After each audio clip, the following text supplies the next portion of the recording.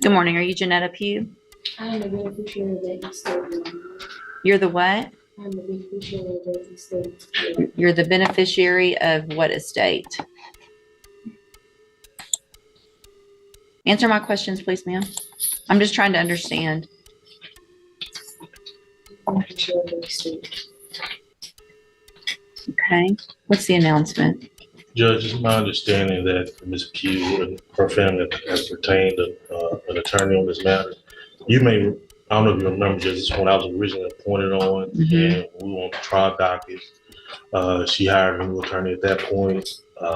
Mr. Norwood, who was on the case for a while, and then withdrew. And once recently, when the case came back to me, I visited with her and was told that they did retain another attorney. I was given the name of Christopher Wiley this morning, but I have not heard from him. And my understanding is that at this point still hasn't filed anything with the court. Okay. But I've been told that that's who's supposed to be taking over the case.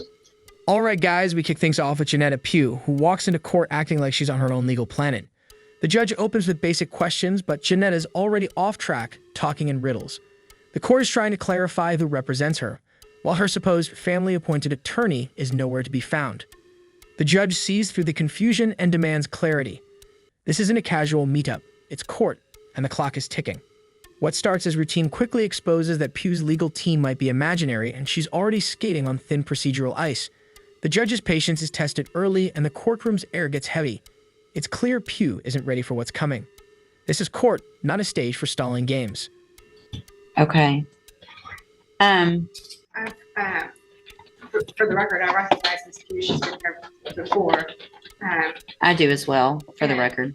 And I looked into Mr. Christopher Wiley. I can't find that person as a practicing lawyer in the state bar page, and I have not been contacted by anybody on Ms. Pugh's behalf. All right. So, Ms. Pugh, Mr. Lewis has been appointed to represent you at this point. Obviously, you know as well as anyone that you're in custody and we want to get your case taken care of. If you've hired or your family has hired another lawyer, then they have to contact the court so that we can do something with your case. And do you know if they've hired someone? Strap in, because this is where things get chaotic. The judge checks the bar for her mystery lawyer, Christopher Y, and surprise, he doesn't exist. Not a single contact, nothing filed. Pugh can't even confirm if anyone's actually hired. The judge isn't having it. No more guessing games. He offers options: take the court-appointed lawyer, hire your own, or represent yourself. But Pugh's response? Full-blown conspiracy vibes, claiming foreign agents and conflict of interest.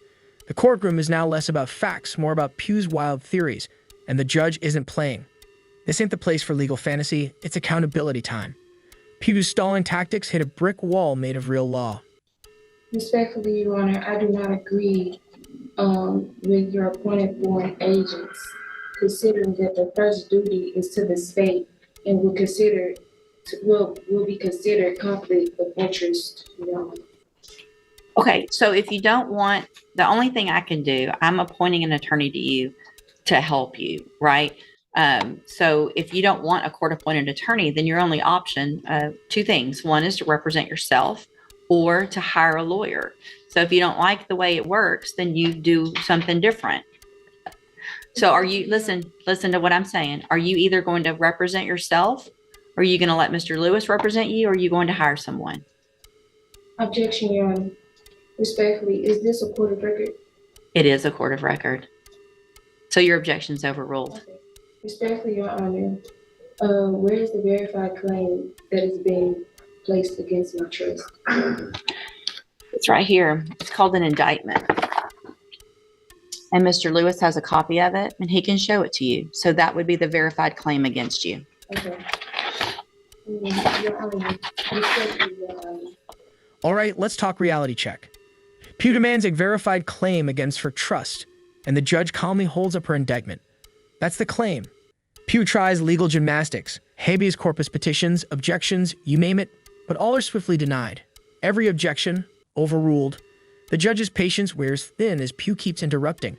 She thinks adding respectfully gives her a free pass to talk over the bench. Newsflash. It doesn't. This isn't a debate. It's a court of law, and the judge is done with the theatrics. Her filings, irrelevant. Her approach, defeated. The gavel doesn't respond to delusion, only law. Pugh's reality is crumbling fast, and court isn't slowing down for her. There were writs that was filed to the case that still haven't been received. I've received your petition for writ of habeas corpus and it's denied. Okay. Respectfully, Your Honor, I demand to be released due to lack of evidence of stated claim and not being given the proper opportunity to obtain proper counsel, defective defense. It's overruled. Okay.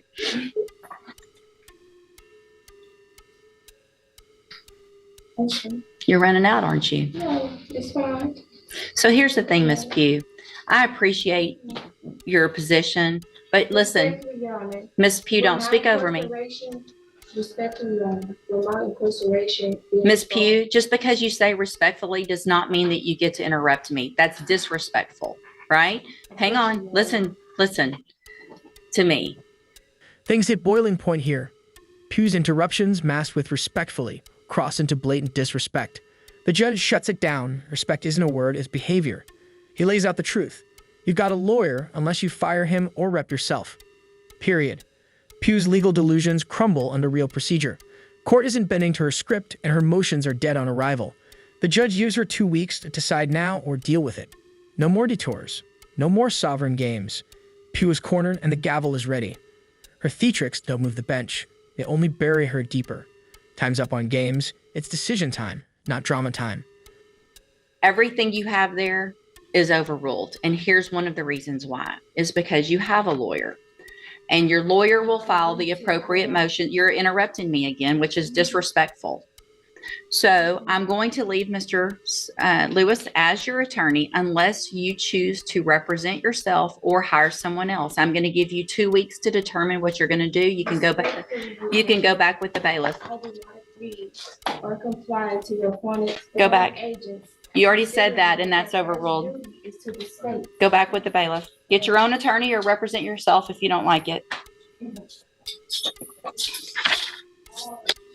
Final round, and it's all business.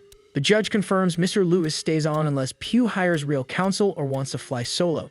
She's dismissed with a clear order. Figure it out in 2 weeks or face the music. Court won't babysit bad decisions, and her legal strategy has hit a wall. The judge makes it clear. You don't like the system. Too bad. Follow it or get rolled over by it. This isn't fantasy law, it's reality, and Janetta Pugh's tactics just got steamrolled by cold, hard court procedure. Her legal rebellion got no traction, just a fast track to nowhere. This court's not here for chaos, it's built for consequences.